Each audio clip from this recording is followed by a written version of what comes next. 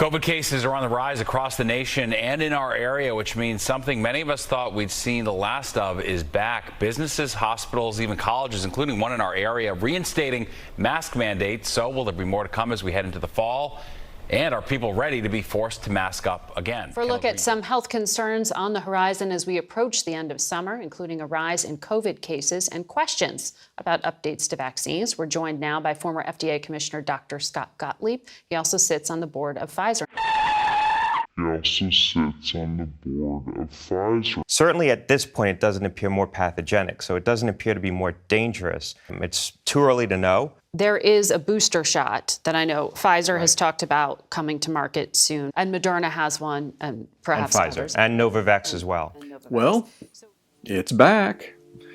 So, that is a very tempting topic for me to want to launch into and get on a soapbox and just go off on, but I am going to let cooler heads prevail, and I'm going to stick to our topic today. We do have quite a bit to discuss, but I would like to know what you're thinking about this topic. So, COVID, masks, the whole 9 yards, leave a comment. Let everybody know, let me know what you are thinking about and what's on your mind relative to that. While you're noodling on that, we are going to move into today's topic. Episode number 15 of the Exit Your Matrix show is going to be on our 5th technique of mind control, which is education. Now, I think everybody would agree that this is a huge one, with mandatory schooling taking up now 12 years of very impressionable early time in the lives of every American. And you don't even have to be an American to get that. So before I get to that, I wanted to share some opening thoughts. And that is this. Controllers are not and cannot be enlightened because they exist in a state of fear. Enlightenment exists only in a state of love, which, as we've discussed, yields sovereignty individually and freedom as a group externally. Being exposed to this information, the information I'm going to talk about today and that I've talked about on other shows and will keep talking about, may cross an important barrier for you, from nescience to ignorance. Now, that's an interesting border there, right? So nescience is not having access to or not being able to understand information or knowledge. So this would be the example of a child who doesn't understand if they walk up to a ledge and they keep going, they'll fall off. They just don't have that understanding yet. They haven't gotten to that place of knowledge. But once you understand it and then you walk up to that ledge and you step over, then you're ignorant. You're aware of the knowledge and you just refuse to accept it and understand it. So when human beings willfully turn their back on truth, in other words, they choose ignorance, what message is that person sending to the controllers? And how does the natural world, the one that you and I can observe for ourselves, how does it judge that behavior? Does natural law move to protect such foolish people, willfully ignorant? Or does it allow the actions of extremely motivated, highly disciplined, and very importantly, well-read individuals to execute their plan, given their level of will, intelligence, and care that they have invested, even if those aims are detrimental to others? To answer that, just look around and bask in the freedoms you're allowed right now, because they're under constant assault, and it seems to take some interesting things to get people's attention, which is this, but not this. Okay, so let's recap the first 4 of the 14 techniques of mind control that we have covered so far. First is obfuscation, and this is to render unclear, unintelligible, bewildering, or confusing. We discussed examples of obfuscation in a previous show, and things like the obfuscation of complexity with simplicity. 286 mutation, EG5 error strain, and this other strain, FL151, the 456 mutation. BA2.86. New booster, which is based on BA1.15, BA286 variant. The obfuscation of principles with man's laws, the obfuscation of gnosis with belief, and the obfuscation of culture with individuality. The second technique of mind control is worldview poisoning, and that involves the way one sees himself and others in the world and how that is manipulated to a view of mankind as fundamentally flawed, sinful, evil, and therefore of little value, reducing them to a number, typically with a $sign in front of it. The view of people as incapable of change and of ascension in consciousness. Third is the exploitation of primal fears. And this is the manipulation of fears that we have carried for thousands of years that is really imprinted on us genetically. And all of these have one thing in common, and that is that these primal fears are related to survival. These are the fear of darkness, the fear of predators, the fear of abandonment in the form of the loss of a father figure, and the fear of chaos. And the fourth and final technique of mind control that we have covered so far is the strategy of divide and conquer, or as I also call it, divide and rule. And this is where people have much less power when they are fighting amongst themselves, which the controllers know. This is often in the form of false choices and certainly in the limitation of choices. So the classic example here is politics, with the false choice of Republican and Democrat, even though at their heart they are effectively the same things. People must see themselves in this state as different. So religion, age, sex, race, nationality, politics, and the list goes on.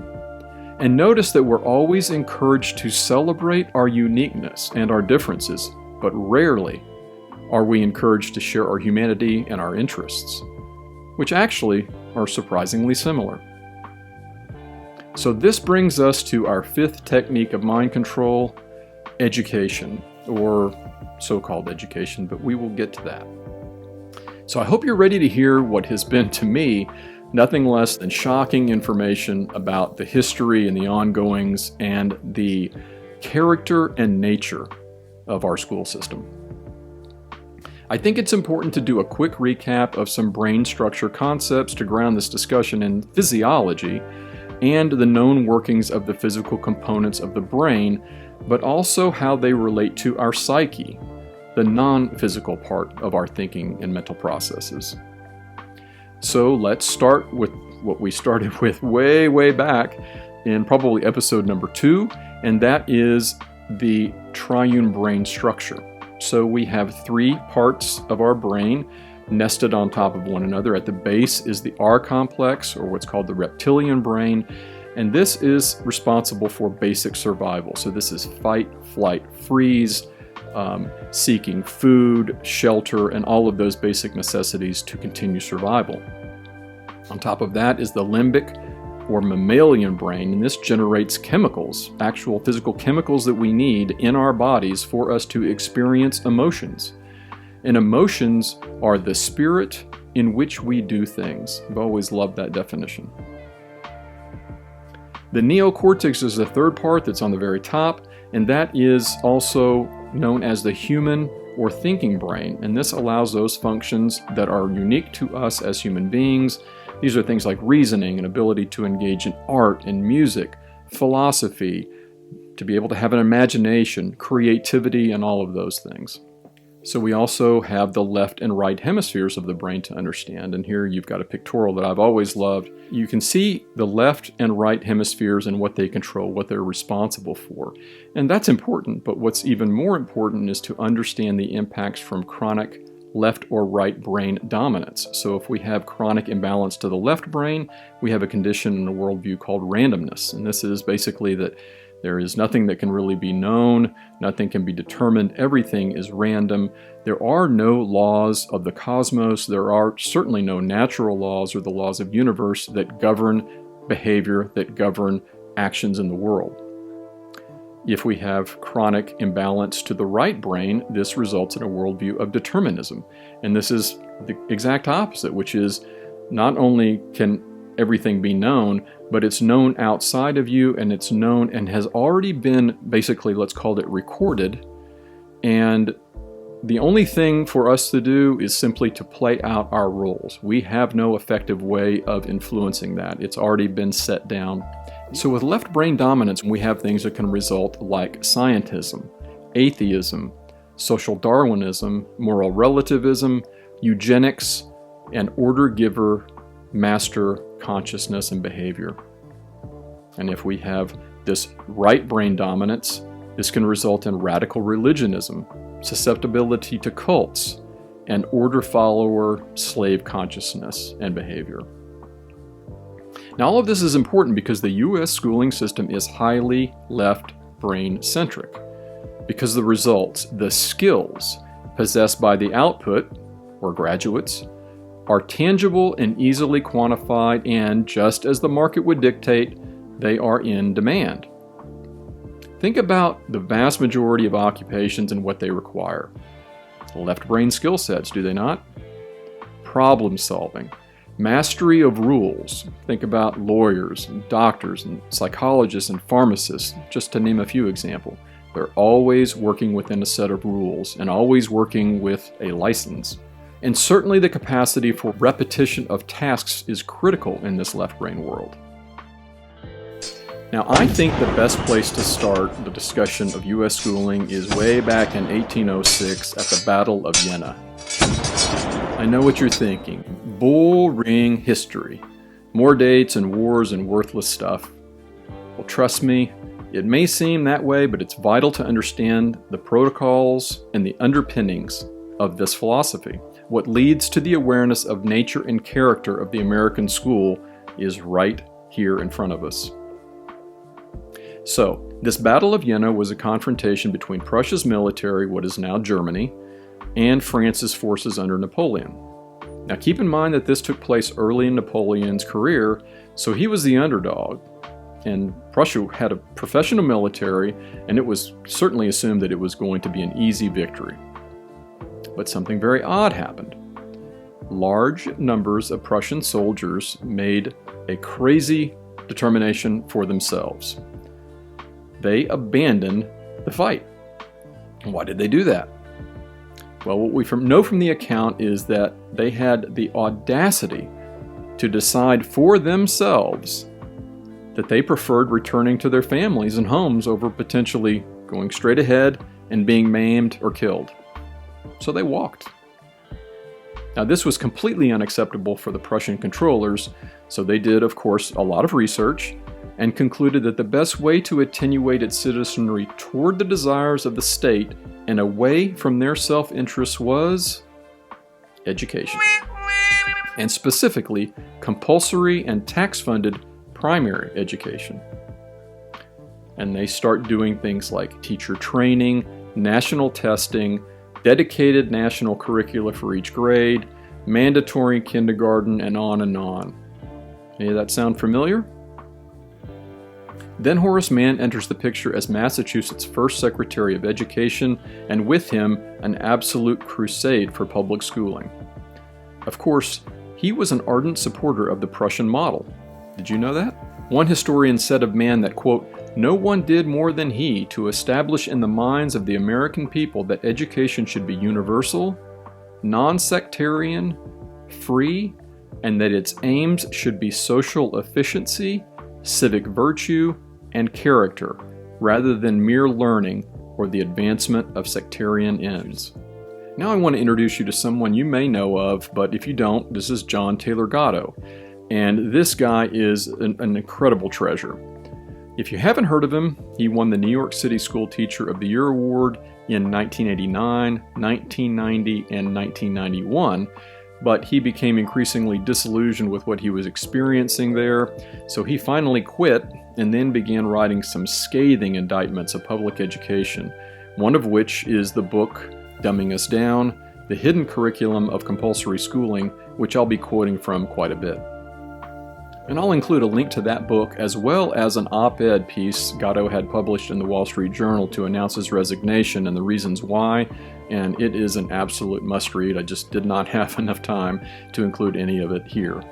But he was also interviewed by Richard Grove over a weekend in 2011 that they had named the Ultimate History Lesson, which I've gone through in its entirety, and it is absolutely well worth your time. And I will assure you this, it will likely challenge your beliefs about education in this country. So in Dumbing Us Down, Gatto had some interesting comments about this Prussian connection. Quote, That Prussian culture loomed large in America is hardly surprising, given our early association with that utopian state.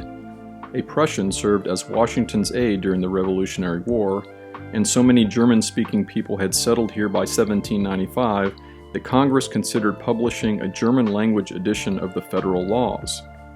But what shocks is that we should so eagerly have adopted one of the very worst aspects of Prussian culture, an educational system deliberately designed to produce mediocre intellects, to hamstring the inner life, to deny students appreciable leadership skills, and to ensure docile and incomplete citizens, all in order to render the populace manageable. And here's an interesting twist, and as an aside, why I'd always recommend that you understand what people in institutions do and how it corresponds to what they say. So here it is. You ready? Horace Mann, that ambassador of the Prussian education model, well, he homeschooled his 3 children. And I think that's a fine example of the dynamic we see over and over again from the controlling class. Do as I say, not as I do. So the education system seems like a prize fighter who's already down, heavily criticized from practically every corner for poor student results, overfunding, underfunding, inadequate teacher salaries, improper student-teacher ratios, aging infrastructure, and the list goes on and on. But keep in mind that all of these things, and all of the negative outcomes, are symptoms, not causes. Seeing some very important parts of the U.S. education system's history, like its Prussian roots that we just talked about, illuminates a very different perspective of its real purpose and the overriding theme of the U.S. schooling system, which is that of a purveyor of indoctrination. My research led me back to someone I was familiar with, having seen some interviews of him several years ago. And this involves a gentleman named Norman Dodd, and he held the position of Director of Research for the House of Representatives Select Committee to Investigate Tax-Exempt Foundations and Comparable Organizations, otherwise known as either the Cox or the Reese Committee, and this was in the 1950s. Now note that this guy was a major highbrow. We're talking Phillips Academy in Massachusetts and then Yale, and Phillips Academy will be a name that you'll hear again.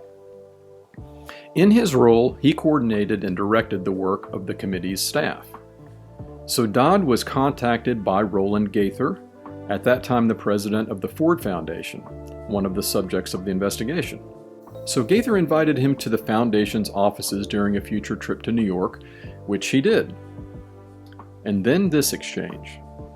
And on arrival, after a few amenities, Mr. Gaither said, "Mr. Dodd, we've asked you to come up here today because we thought that possibly off the record you would tell us why the Congress is interested in the activities of foundations such as ourselves."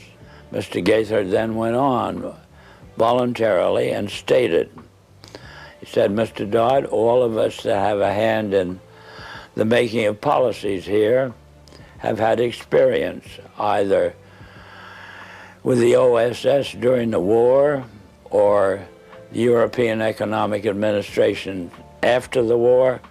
We've had experience operating under directives, and these directives emanate and did emanate from the White House. Now we still operate under just such directives. Would you like to know what the substance of these directives is?" And I said, "Yes, Mr. Gaither, I'd like very much to know." Whereupon he made this statement to me, namely, "Mr. Dodd, we here operate on in response to similar directives, the substance of which is that we shall use our grant-making power so to alter life in the United States that it can be comfortably merged with the Soviet Union." So on the heels of that, another intriguing interaction. Dodd had been writing to the Carnegie Endowment for International Peace requesting information and for responses to questions the committee had. So then Dodd is contacted by Joseph Johnson, who's the president of the Carnegie Endowment at the time. Johnson offered to provide an office and access to the endowment's meeting minutes since its inception to a member of Dodd's staff for 2 weeks. Now keep in mind, these are official documents being offered up for investigation. So Dodd sends a lawyer named Catherine Casey to do this work, and it's worth noting that she was not a fan of the investigation and believed it was unnecessary and held the popular belief that foundations only do good work. So let's go back to Mr. Dodd and find out what this lawyer who he sent to do this research discovers. She came back at the end of 2 weeks with the following. The trustees, meeting for the first time, raise a specific question. Is there any means known more effective than war, assuming you wish to alter the life of an entire people? So then in 1909 they raised the second question and discuss it, namely, how do we involve the United States in a war? Then finally they answer that question as follows: we must control the State Department. And then that very naturally raises the question of how do we do that? They answer it by saying we must take over and control the diplomatic machinery of this country. And finally they resolve to aim at that as an objective. Then time passes and we are eventually in a war. And at that time they record on their minutes a shocking report in which they dispatched to President Wilson a telegram cautioning him to see that the war does not end too quickly. At that time, their interest shifts over to preventing what they call a reversion of life in the United States to what it was prior to 1914, when World War I broke out. And they arrive at that point, they come to the conclusion that to prevent a reversion, we must control education in the United States. She also finds documentation that the Carnegie Foundation couldn't accomplish a takeover of the entire educational system alone. So they assumed responsibility for international education, and the Rockefeller Foundation took domestic education. And here's what these two allegedly philanthropic, well-meaning organizations concluded. And they then decide that the key to the success of these two operations lay in an alteration of the teaching of American history. So the Carnegie and Ford nonprofits try approaching established historians to see if they would back this revisionist scheme, but interestingly they had no luck. So then they decided to produce their own historians, and they were joined by the Guggenheim Foundation, which agreed to make grants on instructions from the Carnegie-Ford partnership. Isn't that interesting? The Guggenheim Foundation had no say over where this money went. So this results in the identification and recruitment of 20 of these academics who establish the American Historical Association. And doesn't that sound like a name you can trust? The American Historical Association then gets a $400,000 grant from the Carnegie Endowment and uses it for a study of our history in a manner which points to what can this country can it look forward to, and that culminates in a 7-volume study, the last volume of which is, of course, in essence a summary of the contents of the other 6, and the essence of the last volume is the future of this country belongs to collectivism administered with characteristic American efficiency. And as a very poignant aside, this took a heavy personal toll. Here's what Norman Dodd had to say about Catherine Casey, the attorney he sent to the Carnegie Endowment to conduct that research. Well, she never was able to return to her law practice. If it hadn't been for Carol Reese's ability to tuck her away on a job with the Federal Trade Commission, I don't know what would have happened to Catherine, but ultimately she lost her mind as a result of it. Terrible shock. It's a very rough experience to encounter proof of these kinds. Let's move on now to another foundational topic, and that is school curricula.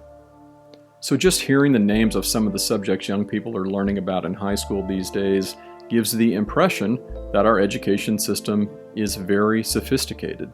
And in a way, it is. There no doubt is learning going on about some highly technical topics. But by itself, what does that produce? What does that mean? To answer that, let me introduce another character, Dorothy Sayers. Sayers was a crime novelist, poet, and student of classical and modern languages, and her crowning achievement was a speech she first gave in 1947 called The Lost Tools of Learning.